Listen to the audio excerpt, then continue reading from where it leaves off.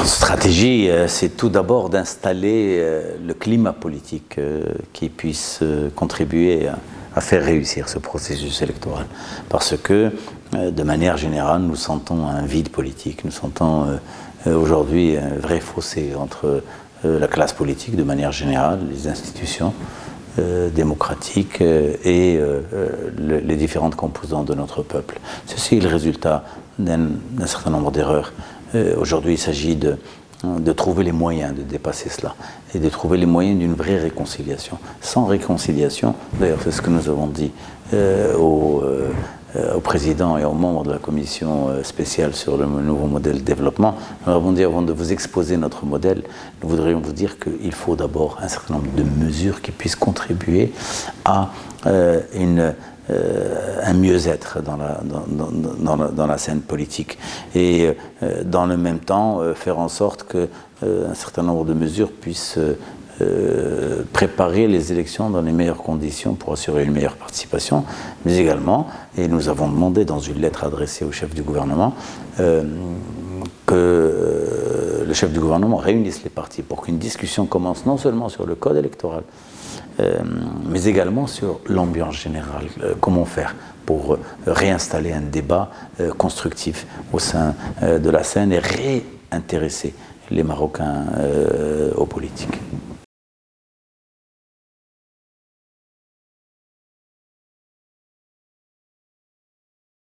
Le gouvernement actuel, nous l'avons quitté. Si nous l'avons quitté, c'est que nous avons longtemps essayé de faire en sorte que ce gouvernement puisse être un gouvernement de réforme, être un gouvernement qui puisse porter un message politique fort, être un gouvernement qui puisse s'attaquer à 4-5 domaines importants, bien sûr, avec un certain nombre de politiques publiques qui touchent les divers secteurs. Malheureusement, force est de constater à aujourd'hui qu'on ne sent pas l'action de ce gouvernement. Ce gouvernement est furtif, il est quasi fantôme. On ne voit pas sa présence sur la scène politique, il ne remplit pas la scène. Et les seules émanations que nous voyons de ce gouvernement, ce sont les divergences, y compris sur des questions fondamentales. Divergence sur la loi cadre sur l'enseignement, blocage au Parlement pendant plusieurs années, divergence sur la loi sur la majorité, divergence sur le code pénal, et au-delà du fait que les composantes n'arrêtent pas de se tirer dessus à chaque week-end. Et nous avons tiré la sonnette d'alarme au moment où il le fallait. Nous avons dit depuis 2 ans, attention, il y a un vide dans la scène, il faut le remplir, il faut réintéresser les jeunes, les gens de manière générale à la politique. Et l'image que vous donnez est une image déplorable.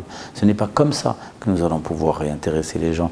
Et puis s'il y a une lutte à couteau tiré entre les composantes de ce gouvernement, entre d'une part le PJD qui cherche à maintenir sa place de leadership et d'autre part une aspiration menée par le RNI en particulier pour occuper la première place par tous les moyens, mais que cela ne se fasse pas au détriment de la politique, au détriment de la réforme, au détriment des attentes des gens. Et malheureusement, c'est ce qu'il y a aujourd'hui. Fort heureusement, ces derniers temps, nous avons ce regain d'activité royale sur un certain nombre de sujets et tout de suite, nous sentons qu'il y a un mieux-être. Parce que justement la scène est remplie par un certain nombre de choses. Il faudrait que les partis assument leurs responsabilités, notamment les partis de la majorité. Mais nous, au niveau des partis de l'opposition, nous sommes en train de nous concerter également pour voir comment nous pouvons remplir notre rôle, bien que nous soyons dans l'opposition. Mais je suis vraiment désolé de constater que ce gouvernement n'est pas au rendez-vous.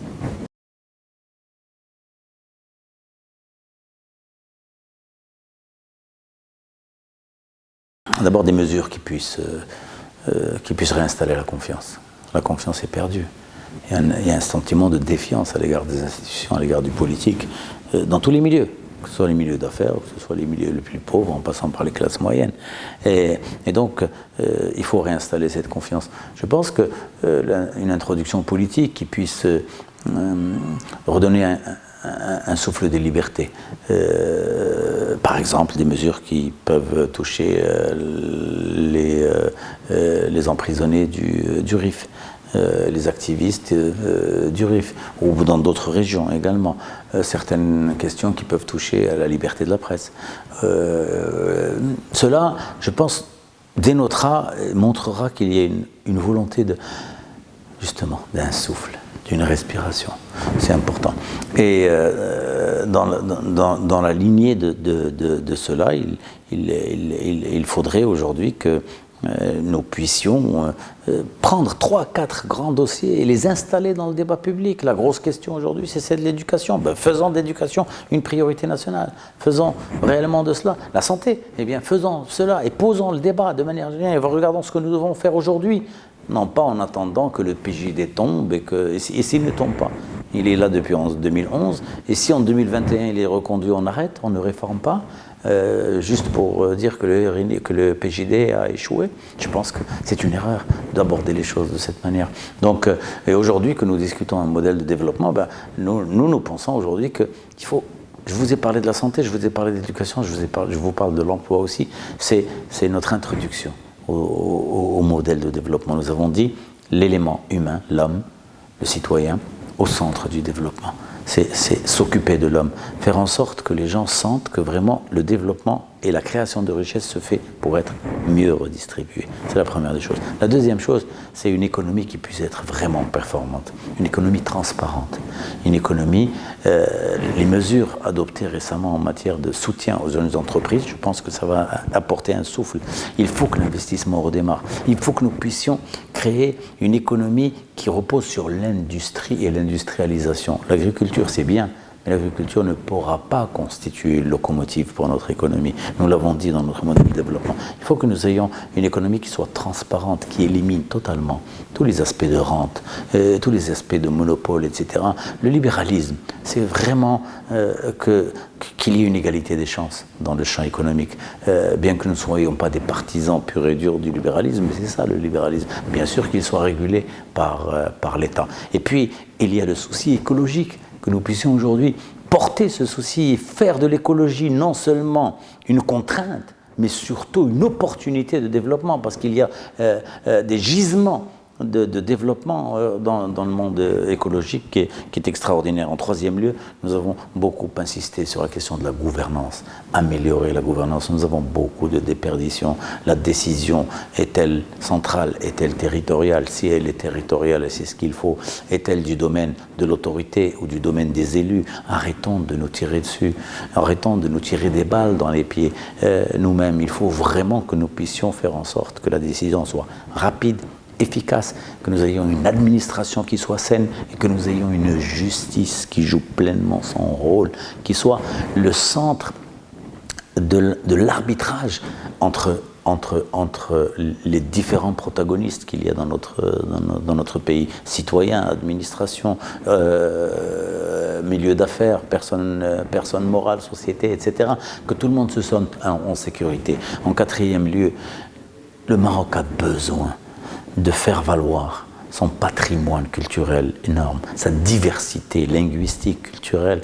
Il a besoin que les gens, civilisationnellement, se sentent marocains et se sentent fiers de l'être. Et ça, cet aspect que Aziz Blel, notre économiste, le plus grand économiste que le Maroc ait connu, qui appartenait au PPS, qu'Aziz Blel a appelé les raisons, les facteurs non économiques du développement. Eh bien, c'est cela, les facteurs non économiques du développement, que les Marocains aient accès à la culture à un niveau supérieur et améliore de ce fait leur niveau général et en dernier lieu la démocratie. Il n'y aura rien sans démocratie. On ne peut pas créer un modèle de développement et ensuite le donner à qui pour le mettre en œuvre? À un gouvernement? Mais le gouvernement est formé de partis, donc il faut faire confiance aux partis. Mais encore faut-il que les partis se fassent confiance eux-mêmes et qu'ils investissent le champ, qu'ils sortent de leur torpeur, qu'ils sortent de l'attente d'instruction. Ça n'a pas de sens. Il faut aujourd'hui que ces partis puissent vraiment occuper le terrain, que celui qui est islamiste soit islamiste, que celui qui est socialiste soit socialiste, que celui qui est centriste soit centriste, etc. Mais que chacun joue son rôle et les institutions, le gouvernement avec de vraies prérogatives. Si nous voulons mettre en œuvre ce modèle de développement, il faut un Parlement qu'on respecte. C'est au Parlement que les lois sont votées. C'est bien d'avoir recours à des technocrates, mais les technocrates ne sont qu'un élément d'appoint. Donc il faut revaloriser le politique, relancer l'espace des libertés et faire en sorte que nous puissions réconcilier les Marocains avec la construction démocratique et avec la politique de manière générale. C'est comme ça que nous voyons le présent et l'avenir de notre pays.